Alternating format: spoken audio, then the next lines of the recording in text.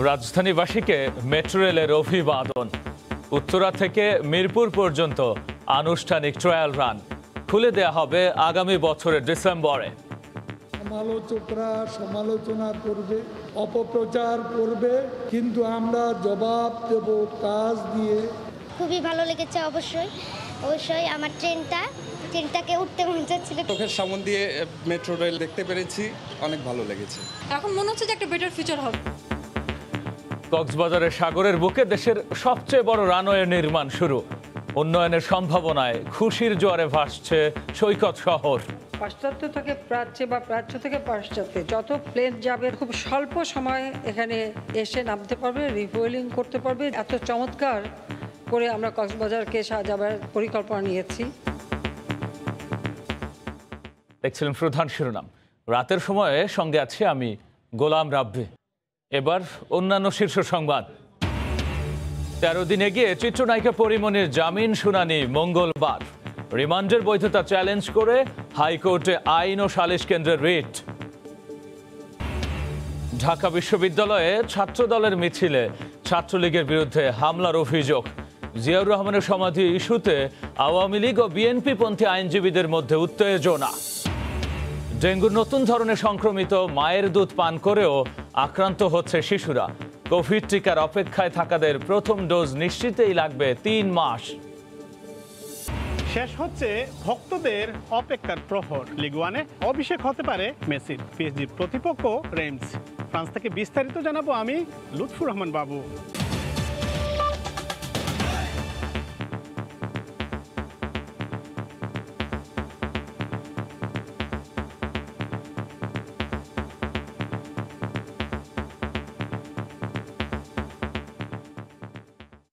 Metro রেলের স্বপ্ন এখন বাস্তব।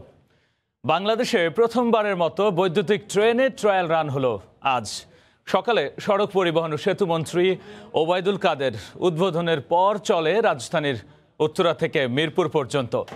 আর সব ঠিকঠাক থাকলে আগামী বছরের ডিসেম্বরে খুলে দেওয়া হবে জনসাধারণের জন্য।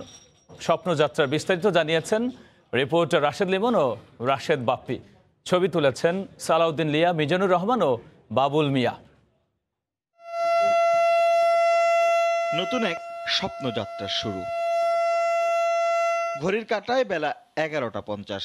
ডিপো থেকে বেরিয়ে ভায়াডাক্টের পথে স্বপ্নের মেট্রো রেল। মিনিট দুয়েক বাদে সে মাহেন্দ্রক্ষণ। সবুজ পতাকার সংকেত যেন জানিয়ে দিল এগিয়ে যাও বাংলাদেশ।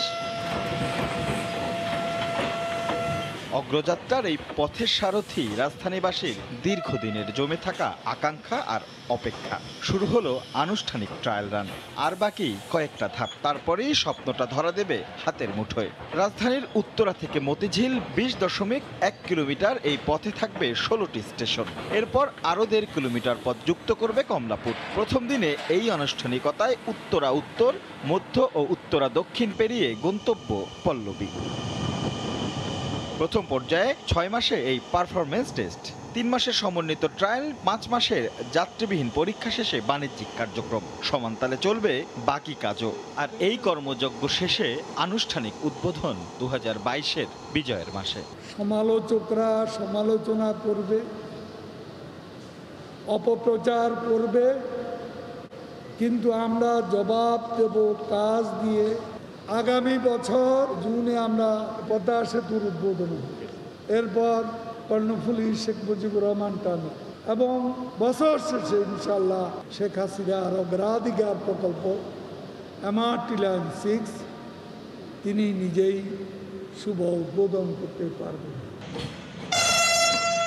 প্রথম দিনের পারফরমেন্স টেস্টের গতি ছিল 25 কিলোমিটার।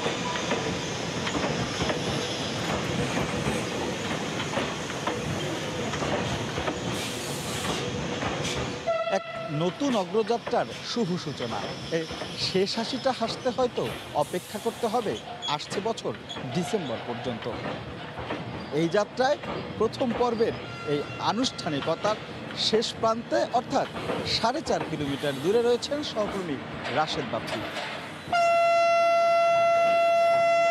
অবশেষে দৃষ্টি সীমানায় স্বপ্নের মেট্রো রেল। উত্তরার দিয়াবাড়ি ডিপো থেকে 11:52 যাত্রা করে প্রথমে উত্তরা উত্তর, পরে উত্তরা সেন্টার হয়ে ট্রেন পৌঁছায় উত্তরা দক্ষিণ স্টেশনে। ধীরে ধীরে স্বপ্ন ট্রেন এগিয়ে আসতে থাকে মিরপুরের পল্লবী স্টেশনের দিকে, আর একটু একটু করে অবসান হতে থাকে আশপাশের সুউচ্চ ভবনের ছাদে দীর্ঘ সময় ধরে অপেক্ষমান মানুষের প্রতীক্ষার। হুইসেল বাজিয়ে ট্রেনের ভেতর থেকে হাত নেড়ে এলাকাবাসীকে শুভেচ্ছা জানান পরীক্ষামূলক মেট্রো যাত্রার অংশীদারেরা। এলাকাবাসীও ফেটে পড়েন উল্লাসে। ট্রেনটা গেল তখন আমার খুব ইচ্ছা হয়েছিল ট্রেনটা উঠি, ট্রেনটা আমাকে নেয় নাই। এতদিন তো শুধু দেখেছি যে বাস্তবায়ন হচ্ছে যাই হোক, এখন চোখের সামনে দিয়ে মেট্রো রেল আপনার দৃশ্যমান হয়েছে, এখন মোটামুটি আমরা অনেক খুশি। খুবই ভালো লাগতেছে, বিকজ আমরা এটার জন্য কিন্তু কষ্ট অনেক করলাম। মেট্রো রেলের জন্য রাস্তাঘাটের যে অবস্থা ছিল আমরা অনেক কষ্ট করছি, এখন মনে হচ্ছে যে একটা বেটার ফিউচার হবে। 12:15 দিকে ট্রেন পৌঁছায় মিরপুরের পল্লবী স্টেশনে। এরপর কিছুক্ষণ অপেক্ষা শেষে ট্রেন আবার ফিরতি যাত্রা করে উত্তরার দিয়াবাড়ি ডিপোর উদ্দেশ্যে। এই জিনিসটা হয়েছে আমাদের মনে করেন এখন আসা যাওয়ার জন্য খুবই মনে করেন কি ভালো হবে। মিরপুর থেকে আপনার মসজিদ পর্যন্ত যেতে আগে প্রায় 2 থেকে 2.5 ঘন্টা সময় লাগতো, যদি একদম ফুললি কার্যক্রম শুরু হয়ে যায় সেক্ষেত্রে মানুষ 20 থেকে 25 মিনিটের মধ্যে মসজিদ যেতে পারবে। মেট্রো রেলের পরীক্ষামূলক চলাচলের আনুষ্ঠানিক উদ্বোধন আশার সঞ্চার করেছে রাজধানীবাসীর মনে। পাশাপাশি বৈদ্যুতিক ট্রেনের যুগে বাংলাদেশের এই প্রবেশে খুশি সারা দেশের আপামর জনতা। এবার আর চুপি সারে নয়, অনেকটা ঢাকঢোল পিটিয়ে হুইসেল বাজিয়ে রাজধানীবাসীকে অভিবাদন জানিয়ে গেল স্বপ্নের মেট্রো রেল। যদিও এই স্বপ্নযাত্রার পূর্ণতা পেতে অপেক্ষা করতে হবে আরও কিছু সময়, তবুও আজকের এই পরীক্ষামূলক যাত্রা বার্তা দিয়ে গেল উন্নয়ন, অগ্রগতি আর সম্ভাবনায় অপ্রতিরোধ্য এক বাংলাদেশের। রাশেদ বাপ্পি, সময় সংবাদ, ঢাকা। এ বিষয়ে কথা বলতে স্টুডিওতে যুক্ত হয়েছেন সহকর্মী রাশেদ লিমন। আমরা যাচ্ছি তার কাছে। লিমন, বৈদ্যুতিক ট্রেনের যুগে বাংলাদেশ, এবং এতদিন যেটা স্বপ্ন ছিল সেটা বাস্তব, এবং সবচেয়ে বড় কথা হচ্ছে আপনি এই বাস্তবতার বা এই স্বপ্নযাত্রার একেবারে প্রত্যক্ষ সাক্ষী। মানুষের মধ্যে উৎসাহ উদ্দীপনার কিছু খবর আমরা ইতিমধ্যে গণমাধ্যমের মাধ্যমে জেনেছি, আপনি তো সরাসরি ছিলেন। এই যে যারা উপস্থিত ছিল, আশপাশের মানুষদের উৎসাহ, উদ্দীপনা, প্রতিক্রিয়া কেমন উপভোগ করেছেন? আসলে যেটি বলছিলেন প্রত্যক্ষ সাক্ষী, আমি আসলে যদি বলি আমার এই সাক্ষীর এই সময়টা কিন্তু একদম শুরু থেকে, যখন মেট্রো রেলের একদম ডিপোর যে ভূমি অধিগ্রহণের কাজ হয়, যে এইখানটায় ডিপো হবে, সেই সময় থেকে আমি আসলে এই মেট্রো রেলের কাজ দেখেছি, এবং তখন থেকে ওই এলাকার মানুষজনের যে উৎসাহ, উদ্দীপনা বা আগ্রহ সেটি কিন্তু দেখেছি। ধীরে ধীরে চোখের সামনে এক একটি করে পিলার উঠেছে, পিলারের উপরে ভায়াডাক্ট উঠেছে। স্বাভাবিকভাবেই এই সবচেয়ে বেশি মিরপুরবাসীর কথা বলবো, তারা কিন্তু আসলে মেট্রো রেলের জন্য কম ভোগান্তিতেও কিন্তু তাদের পোহাতে হয়নি, যেহেতু যখন কাজগুলো চলমান ছিল। কাজেই এই মানুষগুলোর আবেগ অনুভূতিটা একটু ভিন্ন, যেটি আজকে আরও ভালোভাবে প্রকাশ পেয়েছে। আপনি দেখছিলেন রিপোর্টটিতে ছোট্ট একটি শিশু, সেও আসলে তার যে আবেগের বহিঃপ্রকাশ করছিল, যে তারও মনে হচ্ছিল আজকেই এই ট্রেনে চেপে বসে। তো সব কিছু মিলে স্বাভাবিকভাবেই সাধারণ মানুষের মধ্যে উৎসাহ উদ্দীপনা বেশি ছিল, বিশেষ করে যখন হুইসেল বাজিয়ে প্রথম যে 4টি স্টেশনের ট্রায়াল রান বা আনুষ্ঠানিকতা হলো, প্রথম 3টি স্টেশন কিন্তু একদম দিয়াবাড়ির ডিপোতে, যে কারণে ওখানে লোক সমাগম কিন্তু তুলনামূলক কম। তারপরও আসলে যে মানুষগুলো যারা ছিল তারা বিভিন্ন ওই যে আন্ডার কনস্ট্রাকশন বিল্ডিংয়ের ছাদে দাঁড়িয়েছিল, কিন্তু যখনই 3 নম্বর স্টেশনটা ক্রস করে ডিএসএইচ-এর উপর দিয়ে মিরপুরের মধ্যে ঢুকে, তখন আসলে দেখার মতো একটা দৃশ্য ছিল। প্রত্যেকটি বাড়ির ছাদে বা বাণিজ্যিক ভবনের ছাদে কেউ কেউ অফিস টাইমে অফিস বাদ দিয়ে গিয়ে ওই সময়টুকু সময় করে বেছে নিয়ে গিয়ে তারা কিন্তু করতালি দিয়ে এই যে তাদের যে এই স্বপ্ন, সেই স্বপ্নের মেট্রো রেলকে অভিবাদন জানিয়েছে। লেমন, আপনি মানুষের প্রতিক্রিয়ার নানা বিষয় নিয়ে বলছিলেন। আমরা যদি এমআরটি লাইন 6-এর কথা বলি, অগ্রগতি হিসেবে আপনি যদি একটু বিস্তারিত বলতেন যে আসলে কোন এলাকায় কত ভাগ এই মুহূর্তে দাঁড়িয়ে, অর্থাৎ জুলাইয়ের শেষ পর্যন্ত যে অগ্রগতি, সেটি যদি বলা হয় যে উত্তরা থেকে আগারগাঁও অংশ, অর্থাৎ যেটি প্রথম অংশ ধরা হয় এই মেট্রো রেল বা এমআরটি লাইন 6-এর, সেই উত্তরা থেকে আগারগাঁও অংশ যদি আমি বলি, সেই অংশের সার্বিক অগ্রগতি যদি ধরা হয় সেটি 88.18%। এরই মধ্যে এই অংশের কাজ কিন্তু আসলে দেখাই যায় যে এই অংশের কাজ যে হয়ে গেছে। এবং আগারগাঁও থেকে মতিঝিল অর্থাৎ যেটিকে আমরা দ্বিতীয় অংশ বলি বা দ্বিতীয় অংশ বলা হয়ে থাকে, তার কাজও কিন্তু 66.74% হয়ে গেছে। কাজে সার্বিক অগ্রগতি কিন্তু ছাপিয়ে গেছে 68.49%। এবং মোট যে ভায়াডাক ছিল, মোট ভায়াডাক 20.1 কিলোমিটার, এটি উত্তরা থেকে মতিঝিল পর্যন্ত বর্ধিত অংশ বাদে, অর্থাৎ সবশেষ যে বর্ধিত হয়েছে মতিঝিল থেকে কমলাপুর 1.5 কিলোমিটারের মতো অংশটি, সেটির এখনও ভূমি অধিকরণের কাজ সেই পর্যায়ে রয়েছে। এই 20.17 কিলোমিটারের মধ্যে কিন্তু 17.02 কিলোমিটারের কাজ শেষ হয়ে গেছে। এবং সেটি কিন্তু রাব্বি সহজেই দেখা যায়, কারণ গত 3 মাস আগে যখন উত্তরা থেকে আগারগাঁও ভায়াডাক্টে সংযুক্ত হয়েছে, এরপর এরই মধ্যে কিন্তু আগারগাঁও থেকে এখন উত্তরা থেকে আমরা যদি ধরি তাহলে কিন্তু বিজয় সরণি পর্যন্ত কিন্তু সংযুক্ত রয়েছে। এবং বিজয় সরণির পরে কিছুটা গ্যাপ দিয়ে আবার ফার্মগেট থেকে কিন্তু কারওয়ান বাজার পর্যন্ত পুরো অংশ কিন্তু সংযুক্ত। এবং আপনি বলছিলেন যে লাইনগুলোর অগ্রগতির কি অবস্থা, আমরা যতটুকু জানি যে স্টেশনে হবে 16টি, এই 16টির মধ্যে কতটির কাজ শেষ হলো বা কোনটার কি অবস্থা? স্টেশনের কথা যদি আমরা ধরি, যে 16টি স্টেশনের মধ্যে যদি আমরা তাকিয়ে দেখি যে প্রথম 9টি স্টেশনের কাজ, এগুলোর কিন্তু অবকাঠামো নির্মাণ, অবকাঠামোগত যে নির্মাণ কাজ অর্থাৎ কাঠামো কিন্তু এই স্টেশনগুলোর তৈরি হয়ে গেছে। প্রথম 5টি স্টেশনের কিন্তু প্ল্যাটফর্ম নির্মাণ, অর্থাৎ প্রথম তলা দ্বিতীয় তলার যে প্ল্যাটফর্ম নির্মাণ, সেই প্ল্যাটফর্ম নির্মাণের কাজ সেটিও কিন্তু শেষ হয়ে গেছে। আমরা যদি প্রথম 3টি স্টেশন ধরি, অর্থাৎ উত্তরা উত্তর, উত্তরা মধ্য এবং উত্তরা দক্ষিণ, এই 3টে স্টেশনে আমরা দেখব কিন্তু যে স্টিলের যে রুফ শেড, একটা স্টিলের যে একটি শেড তৈরি হবে উপর থেকে, সেই শেড নির্মাণের কাজও কিন্তু শেষ হয়ে গেছে। এবং বাকি যে স্টেশনগুলো রয়েছে, অর্থাৎ 16টি স্টেশনের মধ্যে বাকি যে স্টেশনগুলো, সেগুলো কিন্তু প্রত্যেকটি কাজে, অর্থাৎ উত্তরা থেকে মতিঝিল পর্যন্ত প্রত্যেকটি স্টেশনেরই কোনো না কোনো পর্যায়ে কাজ কিন্তু এখন এই মুহূর্তে চলমান রয়েছে। লিমন, আমরা যদি মোট স্টেশনের পরে আমরা যতটুকু জানি যে 24 সেট কোচ এই মেট্রো রেলে চলাচল করবে। এটা একটু রাব্বি আমি বলি, 24 সেট কোচ আসবে টোটাল, মানে 24 সেট কোচ রাখা হবে, কিন্তু আমাদের এই যে পরিকল্পনা, সেই পরিকল্পনা অনুযায়ী কিন্তু চলাচল করবে 20 সেট কোচ। বাকি 4 সেট কোচ ডিপোতে এটা থাকবে, অথবা কোনো কারণে রক্ষণাবেক্ষণের প্রয়োজন হলে তখন সেটাকে রিপ্লেস করে দেওয়া হবে, বা যে কোনো মানে অনাকাঙ্ক্ষিত পরিস্থিতি হতে পারে, সেগুলো মোকাবেলার জন্য রাখা হবে। এবং সেটি প্রত্যেকটি কোচে কিন্তু 6টি করে বগি, যদি আমরা বলি 6টি করে বগি মিলিয়ে একটি কোচ থাকবে। এবং এর সামনে পিছনে দুপাশেই কিন্তু ইঞ্জিন থাকবে, যে ঘুরে আসতে হবে না।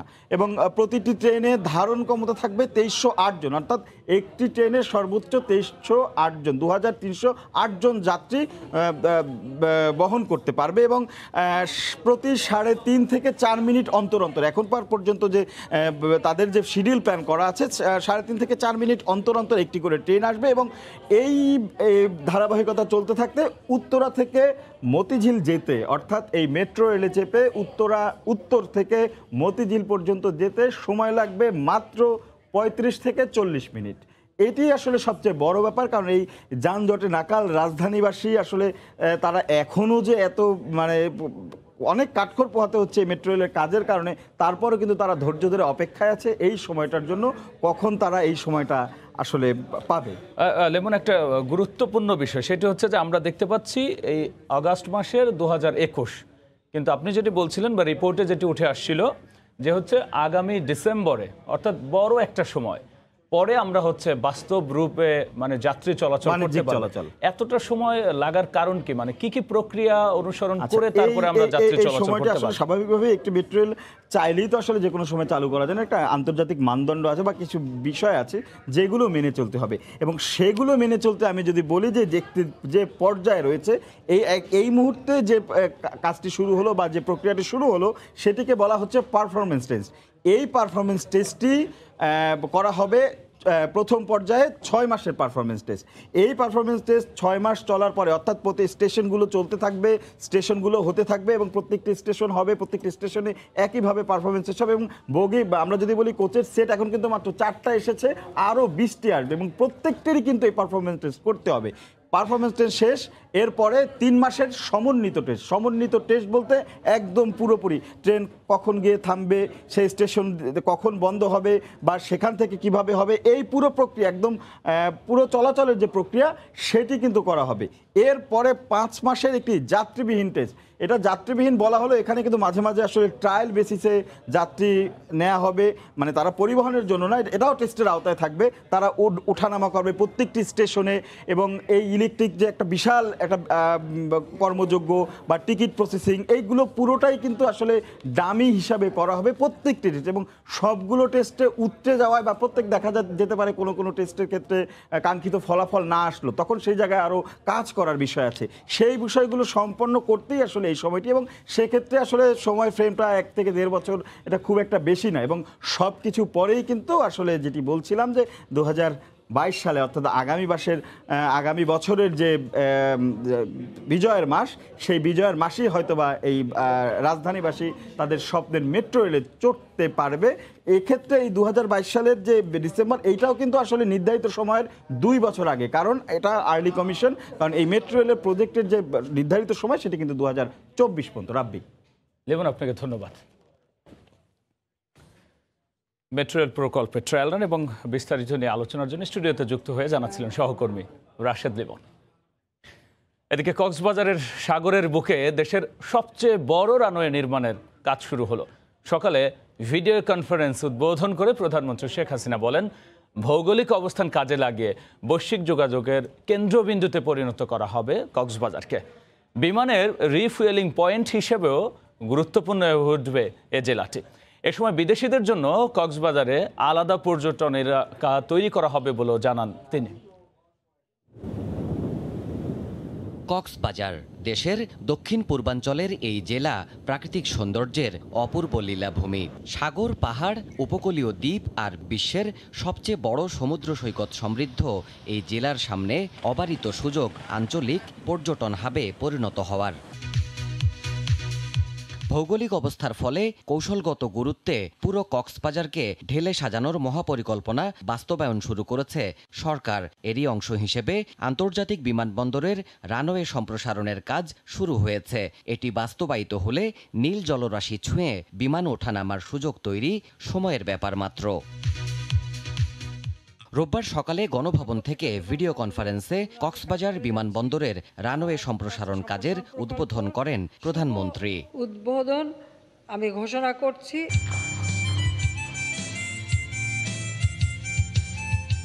নান্দনিক এই প্রকল্পসহ পুরো কক্সবাজার ঘিরে উন্নয়ন পরিকল্পনা তুলে ধরে বক্তব্য রাখেন সরকার প্রধান। তিনি বলেন, এটি হবে অর্থনৈতিকভাবে লাভবান হবার নতুন সম্ভাবনা। পাশ্চাত্য থেকে প্রাচ্যে বা প্রাচ্য থেকে পাশ্চাত্যে যত প্লেন যাবে খুব স্বল্প সময়ে এখানে এসে নামতে পারবে, রিফুয়েলিং করতে পারবে, যেতে পারবে।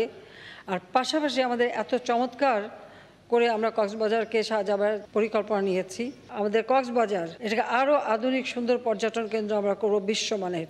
শেখ হাসিনা বলেন, ভবিষ্যতের কক্সবাজার হবে সবচেয়ে গুরুত্বপূর্ণ জায়গা। তাই আধুনিক পর্যটন কেন্দ্র গড়ে তুলতে বহুমাত্রিক পদক্ষেপ নিচ্ছে সরকার। দক্ষিণ পূর্ব এশিয়ার দেশগুলি, তাদের সাথে আমাদের যোগাযোগটা বাড়াতে হবে। যোগাযোগ হলে আমাদের ব্যবসা বাণিজ্য সম্প্রসারণ হবে। আমরা শুধু এই পশ্চিমাদের দিকে মুখ করে থাকবো না। এই যে মানে স্যান্ডি বিচ যাকে বলে, এটা খুব কম আছে পৃথিবীতে। সেখানে আমরা বিদেশিদের জন্য স্পেশাল জোন করে দেব, যেখানে শুধু বিদেশিরা আসতে পারবে এবং তারা যেতে পারবে। জাতির পিতাকে হত্যার পর ক্ষমতা দখলকারীদের শাসনামলে মানুষ উন্নয়নের মুখ দেখেনি বলেও আক্ষেপ সরকার প্রধানের। জিয়াউর রহমান, এরশাদ, খালেদা জিয়া এরা কেউই বাংলাদেশের স্বাধীনতাও বিশ্বাস করে না, বাংলাদেশের সাধারণ মানুষের উন্নতিতেও বিশ্বাস করে না। তাই যদি করতো তাহলে 12 বছরের মধ্যে আমরা যেটা করতে পেরেছি 21 বছরে তাহলে তারা করতে পারতো, করেনি। দেবাশিস রায়, সময় সংবাদ, ঢাকা। এবার পরিমণি প্রসঙ্গ। মাদক মামলায় 13 দিন এগিয়ে চিত্রনায়িকা পরীর জামিন শুনানি হবে মঙ্গলবার। তারিখ এগিয়ে আনতে হাইকোর্টের আদেশের পর এদিন ধার্য করেন জজ আদালত। তার আইনজীবীর প্রত্যাশা, ইতিবাচক আদেশ পাবেন তারা। এদিকে 3 দফায় পরীকে 7 দিনের রিমান্ডে নেওয়ার বৈধতা চ্যালেঞ্জ করে উচ্চ আদালতে আবেদন করেছে একটি বেসরকারি মানবাধিকার সংগঠন। তিন দফা জামিন চেয়েও পাননি চিত্রনায়িকা পরীমণি। চতুর্থ দফায় জজ আদালতে জামিন চাইলেও শুনানির দিন ধার্য করা হয় ২১ দিন পর ১৩ই সেপ্টেম্বর। তাতেই ক্ষুব্ধ হন তার আইনজীবীরা, চান উচ্চ আদালতের হস্তক্ষেপ। পরীর আবেদনে ২ দিনের মধ্যে শুনানি করতে রুল জারি করে হাইকোর্ট। উচ্চ আদালতের আদেশ হাতে পাওয়ার পর তারিখ ১৩ দিন এগিয়ে আনে জজ আদালত। শুনানি হবে মঙ্গলবার। তার আইনজীবীরা বলছেন, পরীমণি কেন জামিন পাওয়ার যোগ্য সে বিষয়টি ওই দিন তুলে ধরবেন তারা। সেই রুলের কপি বিজ্ঞ মহানগর দায়রা আদালতে পৌঁছে আছে। তার প্রেক্ষিতে বিজ্ঞ মহানগর দায়রা আদালত পরীমণির মামলার ফৌজদারি মিস মোকদ্দমাটি নিষ্পত্তি করবেন মর্মে ৩১/৮/২০২১ তারিখ দিন ধার্য করিয়াছেন বলে আমরা জানতে পেরেছি। এদিকে ৩ দফায় এই চিত্রনায়িকাকে ৭ দিনের রিমান্ডে নেয়ার বৈধতা চ্যালেঞ্জ করে হাইকোর্টে আবেদন করেছেন একটি বেসরকারি মানবাধিকার সংগঠন। স্বপ্রণোদিত হয়ে চাওয়া হয় আদেশ। আদালত বলেছেন, জামিন শুনানির পর এ বিষয়ে সিদ্ধান্ত নেওয়া হবে। কোর্টকে দৃষ্টি আকর্ষণ করা হলে কোর্ট বলেছে যে যেহেতু এই বিষয়ে একটা জামিনের প্রেয়ার আছে এবং কোর্ট রুল দিয়েছে, এই রুলগুলো রিটার্ন আসার পরে কোর্ট এই বিষয়টা আবার দেখবেন এবং পরবর্তীতে কোন দিন শুনানি হবে সেই দিন ডেট আমাদেরকে জানাবেন। গত ৪ আগস্ট রাজধানীর বনানীর বাসা থেকে পরীমণিকে গ্রেফতার করে র্যাব। বাসা থেকে চিত্রনায়িকা। আফজাল হোসেন, সময় সংবাদ, ঢাকা। ঢাকা বিশ্ববিদ্যালয়ে ছাত্রদলের বিক্ষোভ কর্মসূচিতে হামলার অভিযোগ উঠেছে ছাত্রলীগের বিরুদ্ধে। এ ঘটনায় তাদের অর্ধশতাধিক নেতাকর্মী আহত হয়েছেন বলে দাবি করেছে ছাত্রদল। যদিও হামলার অভিযোগ অস্বীকার করেছে ছাত্রলীগ। তারা বলছেন, বিশৃঙ্খলা সৃষ্টির চেষ্টা করেছে ছাত্রদল। সংগঠনের কয়েকজন নেতার মুক্তির দাবিতে কেন্দ্র ঘোষিত কর্মসূচির অংশ হিসেবে রোববার সকালে কেন্দ্রীয় শহীদ মিনার থেকে বিক্ষোভ শুরু করে ছাত্রদল। ছাত্রদলের অভিযোগ, মিছিলটি শামসুন্নাহার হলের সামনে আসলেই অতর্কিত হামলা চালায় ছাত্রলীগ। ছাত্রদলের দাবি, হামলায় তাদের অর্ধশতাধিক নেতাকর্মী আহত হয়েছেন। অস্থিতিশীল পরিস্থিতি তৈরি করতেই এ হামলা বলেও দাবি সংগঠনটির। ক্যাম্পাসের ছাত্র সংগঠন ছাত্রলীগ সরাসরি মোটরসাইকেল মহড়া দিয়ে দেশীয় অস্ত্র লাঠি সুটা নিয়ে আমাদের উপরে বিনা কারণে হামলা করেছে। হামলার দায় অস্বীকার করে পাল্টা অভিযোগ করেছে ছাত্রলীগ। তাদের দাবি, পরিকল্পিতভাবে বিশ্ববিদ্যালয়ে উত্তেজনা ছড়াতে চায় ছাত্রদল। তাদের সমস্ত কর্মসূচি সাধারণত সহিংস কর্মসূচি হয়ে থাকে। নিজেদের মধ্যে বিভাজনে লিপ্ত থাকা এটিও তাদের সাংগঠনিক বৈশিষ্ট্যে পরিণত হয়েছে।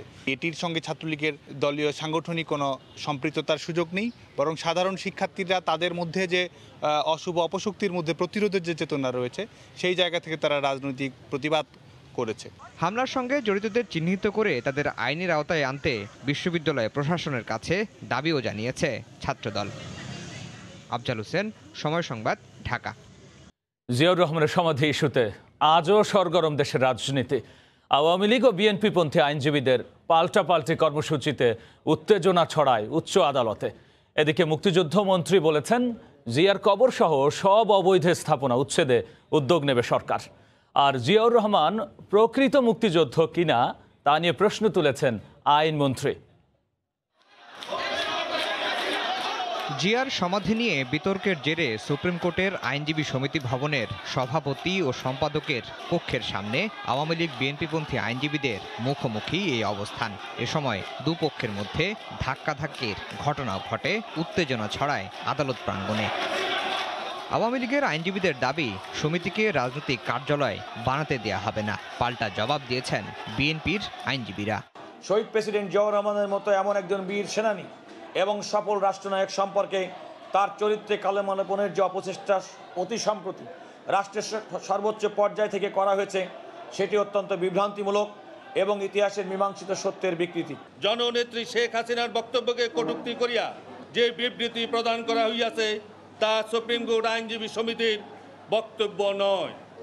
ব্যারিস্টার রুহুল কুদ্দুস কাজল মেজর জিয়াউর রহমানকে স্বাধীনতার ঘোষক হিসাবে উল্লেখ করে ইতিহাস বিকৃতি, আদালতের রায়ের বিরুদ্ধে গিয়ে ভুল ও বিভ্রান্তিকর বক্তব্য প্রচার করিয়াছেন মাত্র। এদিকে জাতীয় সংসদ ভবনের মূল নকশার বাইরে জিয়াউর রহমানের সমাধিসহ সব অবৈধ স্থাপনা সরিয়ে নিতে সরকার উদ্যোগ নেবে বলে জানিয়েছেন মুক্তিযুদ্ধ বিষয়ক মন্ত্রী। আর আইনমন্ত্রীর প্রশ্ন, জিয়া প্রকৃত মুক্তিযোদ্ধা কিনা তা নিয়ে। বিএনপির জেনারেল সেক্রেটারি সাহেব নাকি বলেছেন তিনি জিয়াউর রহমানের লাশের ছবি দেখেছেন, তাকে চ্যালেঞ্জ দিচ্ছে, জিয়াউর রহমানের ছবি যদি আপনি দেখে থাকেন মৃত, তাহলে সেটা জাতির সামনে প্রকাশ করুন। ভারতে যাওয়া ছাড়া, জেড ফোর্স নামের একটা ভুয়া বাহিনী ছাড়া এই তার কর্মকাণ্ডে আমরা কখনো দেখি নাই যে তিনি মুক্তিযুদ্ধের চেতনা লালন করতেন। বিএনপির প্রতিষ্ঠাতার কবরে তার লাশ আছে কিনা তা নিয়ে গত কয়েকদিন ধরে আওয়ামী লীগ ও বিএনপি নেতাদের পাল্টাপাল্টি বক্তব্যে রাজনীতির মাঠে উত্তাপ ছড়াচ্ছে। আফজাল হোসেন, সময় সংবাদ, ঢাকা। সমর্থকদের অপেক্ষার প্রহর শেষ হচ্ছে। পিএসজির হয়ে রাতেই অভিষেক হচ্ছে লিওনেল মেসির। রেইমসের মুখোমুখি হবে প্যারিসিয়ানরা। আর বিস্তারিত জানাতে ফ্রান্স থেকে সরাসরি যোগ দিচ্ছেন সহকর্মী লুৎফুর রহমান বাবু। বাবু, রাব্বি, সমর্থকদের অপেক্ষার প্রহর শেষ হতে যাচ্ছে। ফুটবলের খুদে তারকা লিওনেল মেসির আজই অভিষেক হবার সম্ভাবনা রয়েছে পিএসজির হয়ে।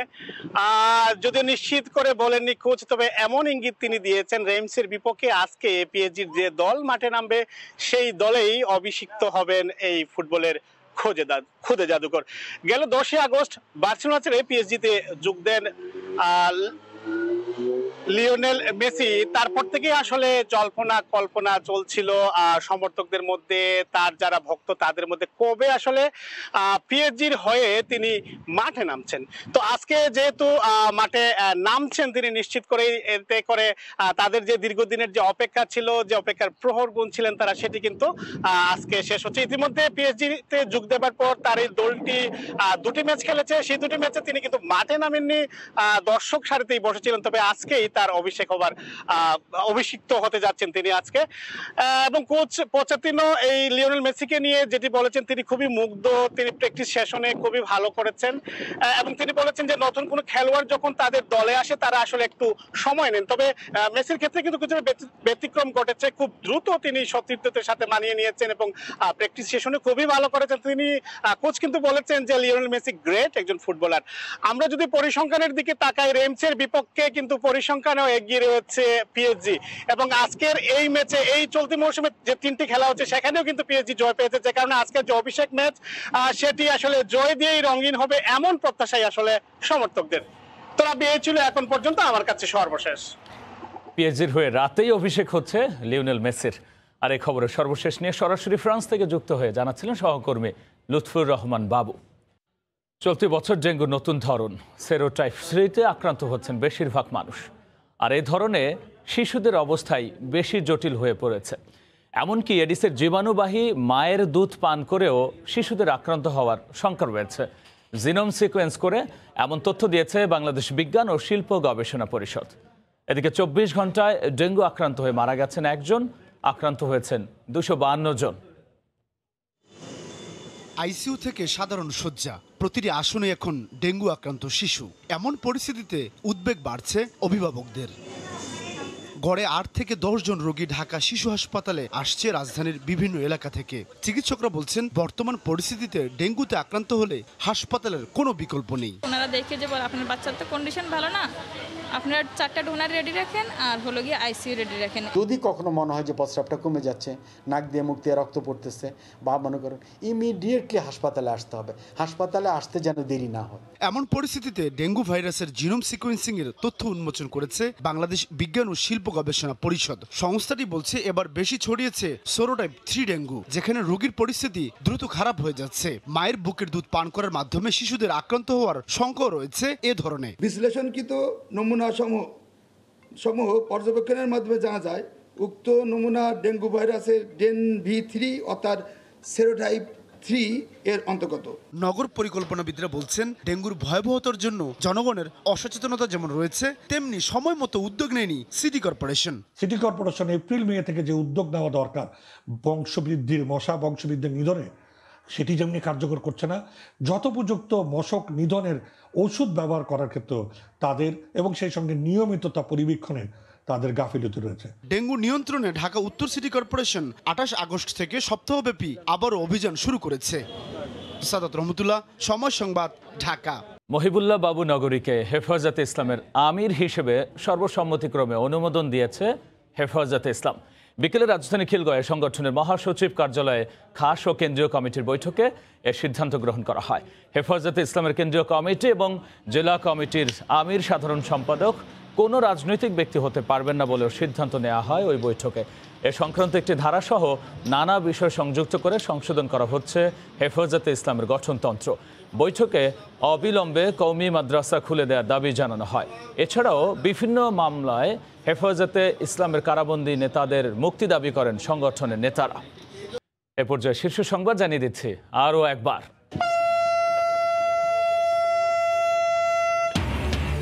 রাজধানীবাসীকে মেট্রো রেলের অভিবাদন। উত্তরা থেকে মিরপুর পর্যন্ত আনুষ্ঠানিক ট্রায়াল রান, উচ্ছ্বসিত নগরবাসী। কক্সবাজারের সাগরের বুকে দেশের সবচেয়ে বড় রানওয়ে নির্মাণ শুরু হবে। আন্তর্জাতিক ফ্লাইটের রিফুয়েলিং পয়েন্ট, বৈশ্বিক যোগাযোগের কেন্দ্রে পরিণত হওয়ার আশা। এবং 13 দিন এগিয়ে চিত্রনায়িকা পরিমণির জামিন শুনানি মঙ্গলবার। রিমান্ডের বৈধতা চ্যালেঞ্জ করে হাইকোর্টে আইন ও সালিশ কেন্দ্রের আবেদন। এ ছিল রাতের সময়, সঙ্গেই থাকুন সময়ের।